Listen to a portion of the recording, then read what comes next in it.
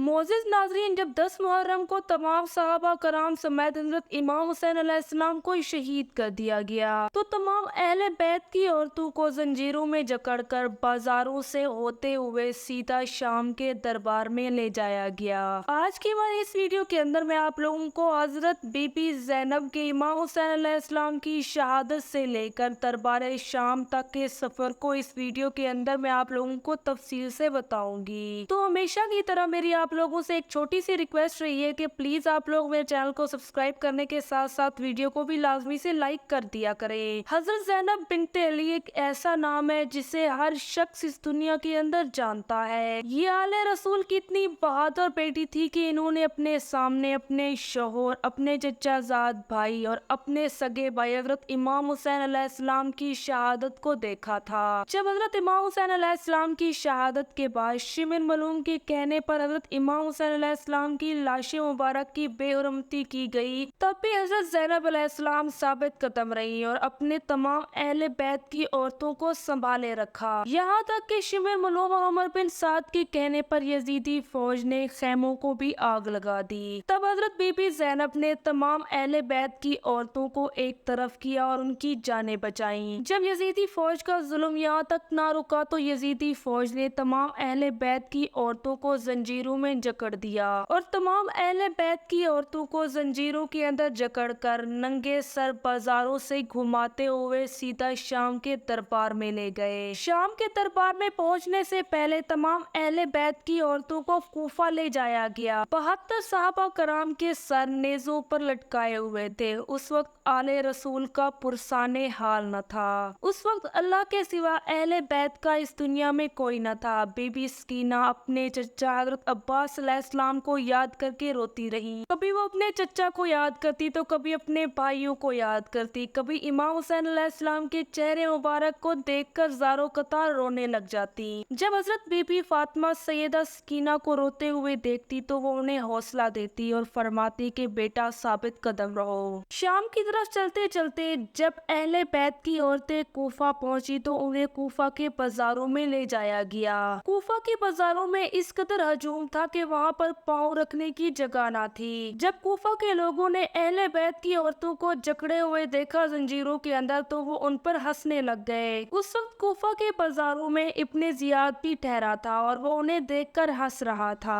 हर तरफ टहकों की आवाज थी कि बीबी ज़ैनब अलैहिस्सलाम बोली कि खामोश हो जाओ। तो सारे कूफा के लोग खामोश हो गए और ऐसे लग रहा था कि जैसे उन्हें कोई सांप सूंघ गया हो। जब सारे खामोश हो गए तो हजरत ज़ैनब अलैहिस्सलाम बोले कि मैं शेरे खुदा हजरत अली की बेटी हूँ। तुम लोग दौलत की आड़ में अंधे हो चुके हो और तुम लोगों ने आले रसूल पर बहुत जुल्म किए हैं। इब्ने ज़ियाद को हजरत बीबी ज़ैनब अलैहिस्सलाम ने मुखातिब होते हुए कहा कि इब्ने ज़ियाद, तुमने हमें खतूत अरसाल किए, तुमने मेरे चचाजाद भाई को बुलवाया और तुमने आले रसूल के बहादुर नौजवानों को बेगुनाह शहीद करवा दिया। क्या तुम्हारा यही इंसाफ है? तुम्हारी यही वफादारी थी आले रसूल के साथ कि तुमने अपने खतूत के जरिए उन्हें करबला के अंदर बुलवाकर शहीद करवा दिया। तुम्हें और यजीद को अल्लाह ताला के हजूर जवाबदेही देनी पड़ेगी। ए इब्ने ज़ियाद, तुमने आले रसूल पर बेवजह जुल्म करवा कर अपने लिए जहन्नम का रास्ता खोला है। इब्ने ज़ियाद ने जब देखा कि तमाम कूफा के लोग हजरत बीबी ज़ैनब अलैहिस्सलाम की बातें गौर से सुन रहे हैं तो उसे ये डर सा लग गया कि कहीं कूफा के लोग बगावत पर ना उतर आए। तो उसने अहले बैत की तमाम औरतों को शाम के दरबार की जानिब रवाना कर दिया।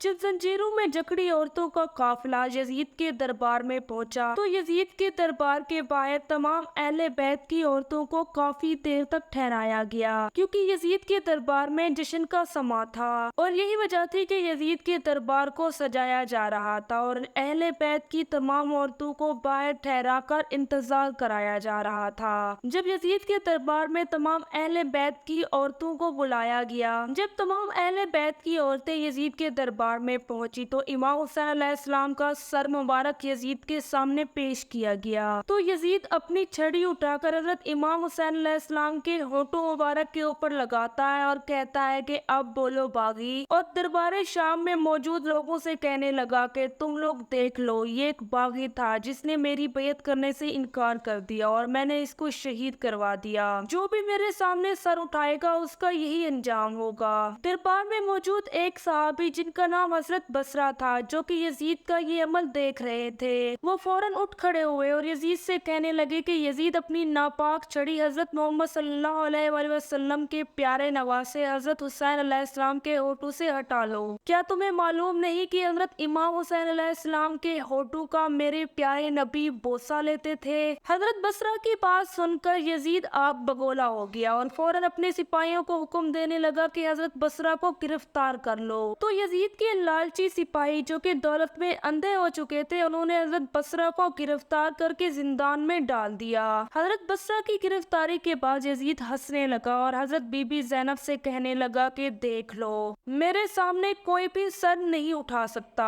بہادر باپ کی بہادر بیٹی حضرت زینب علیہ السلام نے جب یہ دیکھا تو انہوں نے ایک خطاب کیا۔ جب حضرت بی بی زینب علیہ السلام نے اپنا خطاب شروع کیا تو اذان ہونے لگی اور شام کے دربار میں موجود یزیدیوں کے اوپر لرزہ طاری ہو گیا۔ حضرت زینب علیہ السلام نے سب سے پہلے اللہ تعالیٰ کی تعریف بیان کی اور اس کے بعد اس نے سلام بھیجا نبی پاک صلی اللہ علیہ وآلہ وسلم پر اور ان کی آل پر۔ اس کے بعد حضرت بی بی زینب علیہ السلام نے فرمایا کہ اے یزید، تمہیں کیا لگتا ہے کہ تم جیت چکے ہو؟ تم نے ہمارے لیے زمین کو تنگ کر دیا ہے۔ حضرت بی بی زینب علیہ السلام نے فرمایا کہ برباد ہوا وہ شخص جس نے قرآن مجید کی تعلیمات پر عمل نہ کیا اور اللہ تعالیٰ کے بنائے گئے اصولوں کو توڑا۔ یزید، تمہیں کیا لگتا ہے کہ تم نے تمام اہل بیت کے نوجوانوں، میرے بھائی حضرت عباس علیہ السلام، میرے بھتیجے حضرت علی اصغر، حضرت علی اکبر اور حضرت قاسم علیہ السلام کو شہید کر کے تم نے اہل بیت سے بیعت کروا لی ہے؟ کیا تم یہ سارا عمل کر کے اللہ تعالیٰ کے سامنے سرخرو ہو چکے ہو؟ تم اپنی دولت اور بادشاہت کے غرور کے اندر اس قدر اندھے ہو چکے ہو کہ تم نے اہل بیت کی عورتوں کو بے پردہ کیا ہے۔ کیا یہ تیرا انصاف ہے کہ تم نے اپنی عورتوں اور باندیوں کو پردے میں رکھا ہوا ہے اور آل رسول کی بیٹیوں کو تم نے بے پردہ کیا ہے؟ تم نے آل رسول کے نوجوانوں کو شہید کیا ہے، ان کی لاشیں کربلا کی تپتی ریت پر پڑی ہوئی ہیں اور تمہاری تلوار پر آل رسول کا بے گناہ خون لگا ہوا ہے۔ اے یزید، کیا تم نے قرآن نہیں پڑھا؟ قرآن مجید میں یہ واضح لکھا ہوا ہے کہ ہم گناہ کرنے والے کو مزید مہلت دیتے ہیں تاکہ وہ مزید گناہ کرے، اور ہم نے اس طرح کے لوگوں کے لیے دردناک عذاب تیار کر رکھا ہے۔ تم نے آل رسول کو شہید کر کے اللہ تعالیٰ کے عذاب کو پایا ہے، اور تم نے حسین علیہ السلام کو تو شہید کر دیا ہے لیکن وہ ابھی بھی لوگوں کے دلوں میں زندہ ہے۔ اے یزید، تم ہار چکے ہو اور اللہ تعالیٰ نے ہمیں اپنے دربار میں سرخرو کیا ہے۔ اے یزید، تم اس دنیا کے اندر ہی رسوا ہو جاؤ گے۔ اس دنیا کے اندر تمہارا نام لینے والا بھی کوئی نہ ہوگا، جبکہ نبی پاک صلی اللہ علیہ وآلہ وسلم اور ان کے نواسے کا نام رہتی دنیا تک رہے گا۔ جب حضرت زینب علیہ السلام کا خطاب ختم ہوا تو دربار میں موجود ہر شخص کی آنکھوں میں آنسو تھے۔ جب یزید نے حضرت زینب علیہ السلام کا خطاب سنا تو وہ خود بھی سکتے میں آ گیا۔ اسے اپنی سلطنت تباہ ہوتی ہوئی نظر آئی تو اس نے اپنے سپاہیوں کو حکم دیا کہ تمام اہل بیت کی عورتوں سمیت حضرت زین العابدین کو بھی زندان کے اندر ڈال دو تاکہ دربار کے اندر موجود کوئی بھی شخص بغاوت نہ کرے۔